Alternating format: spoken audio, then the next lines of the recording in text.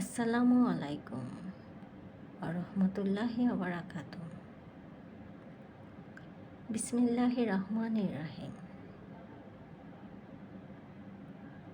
রমজানের শারীরিক ও মানসিক উপকারিতা। রমজান শুধু উপবাসের মাস নয়, এটি দেহ ও মনের পরিশুদ্ধির এক অনন্য সাধনা। রোজা রাখার মাধ্যমে কিভাবে শারীরিক ও মানসিক উপকারিতা পাওয়া যায়, আসুন জেনে নিই। রোজার স্বাস্থ্যগত উপকারিতা।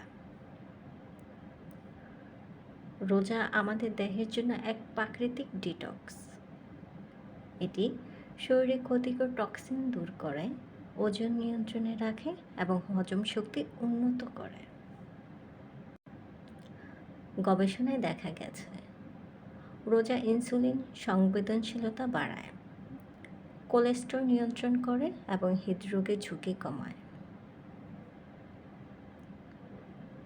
সঠিকভাবে সেহরি ও ইফতার করলে দেহের শক্তি বাড়ে এবং সুস্থতা বজায় থাকে।